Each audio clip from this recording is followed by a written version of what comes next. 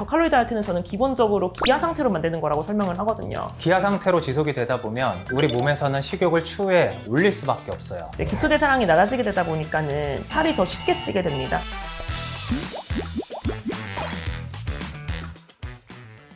안녕하세요. 다이어트 한의원 김민성 원장입니다. 다이어트 한의원 김정상 원장입니다. 이제 환자분들 중에 내가 아무리 유명한 다이어트를 따라해봐도 전 진짜 안 돼요 라고 하시는 분들이 있더라고요. 저도 다이어트를 많이 해봤지만 안 해본 다이어트가 없을 정도로 여러 가지를 해보셨더라고요. 오늘은 내가 했던 다이어트가 왜 실패했는지 이유를 알아보겠습니다.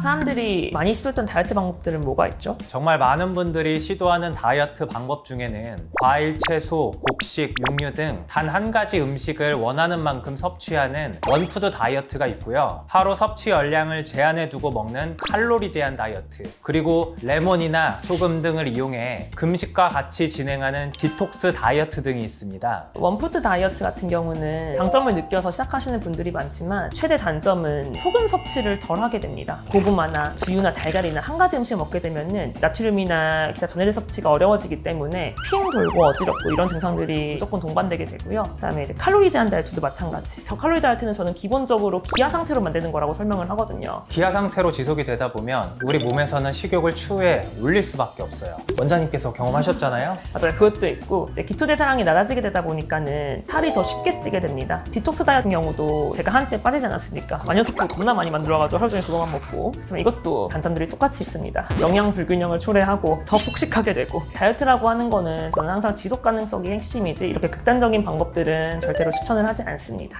얼마 전 모 아이돌이 패딩과 땀복과 함께 유산소 운동으로 단 4시간 만에 4kg를 뺐다고 해요. 이렇게 시기에는 제한을 두지 않고 운동으로 빼는 것이 더 건강할까요? 일단은 더 건강하니 많이 문제에 앞서 여기에는 잘못된 전제가 있습니다. 보통 내가 많은 칼로리를 섭취하게 되면은 글리코겐이 쌓이는 거죠. 그러니까 글리코겐의 상당수는 수분이기 때문에 수분이 급하게 차는 거고, 운동을 해서 땀을 흘리게 되면은 그 수분이 이제 그대로 빠집니다. 이걸 가지고 굉장히 효과적인 다이어트처럼 생각하시면 안 될 것 같습니다. 직업 특성상 단기간 효과를 보기 위해 이 방법을 사용하신 것 같거든요. 그렇다고 해서 일반인 분들이 따라하게 되면 안 될 것 같은데 어떤가요? 한의학적으로 봤을 때 모든 체질이 다 땀을 낸다고 건강하다고 보진 않거든요. 오히려 이제 땀을 흘려서 더 기운이 빠지고 힘이 없어지는 체질도 있기 때문에 누구에게나 이 다이어트 방법이 좋다라고는 얘기하기 어려울 것 같습니다. 이렇게 극단적인 방법의 경우에는 건강성에 손상도 분명히 클 수 있기 때문에 유의해 주시는 게 좋습니다. 그러면 이런 극단적인 다이어트들 말고 추천해 주실 만한 다른 방법은 없나요? 네, 앞서 얘기 드린 다이어트 방법들이 문제가 있다 보니 보완돼서 나온 것들이 바로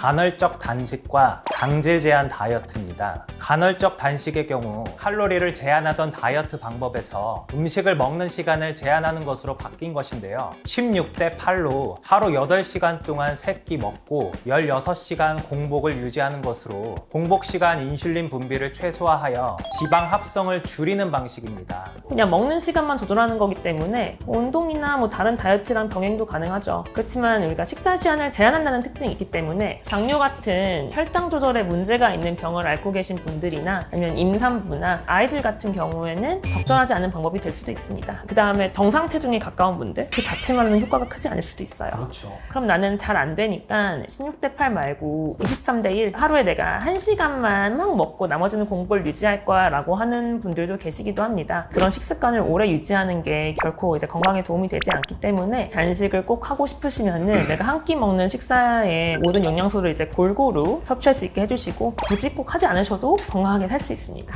그래서 저희는 이제 당질 제한을 훨씬 더 추천을 드리죠. 네, 이번에 소개해드릴 다이어트는 당질 제한 다이어트인데요. 누구나 쉽게 할 수 있고 제한하는 것이 크지 않기 때문에 지속 가능성도 있고 먹는 거에 대한 재미도 포기하지 않을 수 있습니다. 당질 제한 다이어트는 말 그대로 혈당을 자극하냐 자극하지 않느냐로 이제 음식물 설정이 갈리게 됩니다. 제가 좋아하는 고기나 해산물이나 혈당을 자극하지 않거든요. 그래서 이런 거는 마음껏 드셔도 되고, 혈당을 자극하는 친구들은 저희가 설정해드린 그 당질량 이내에서 좀 제한해주는 다이어트이기 때문에 훨씬 더 이제 식욕이나 허기에서 자유로울 수 있습니다. 물론 이제 각자의 의학적 컨디션에 따라 하루에 섭취해야 되는 당질량에는 차이가 있을 수 있습니다. 당뇨 환자나 임산부나 아기들은 조금 더 당을 더 많이 먹어야 될 필요도 있고, 이런 거는 저희가 잘 설정해드리니까는 걱정 안 하시고 다이어트 하실 수 있습니다.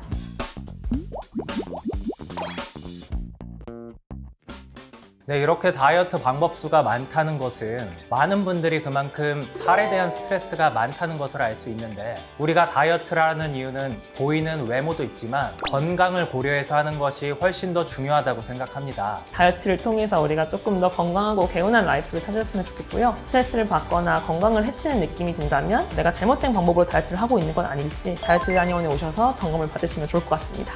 저희가 말씀드린 내용이 도움이 되셨길 바라면서 저희는 다음 시간에 또 찾아뵙겠습니다. 감사합니다.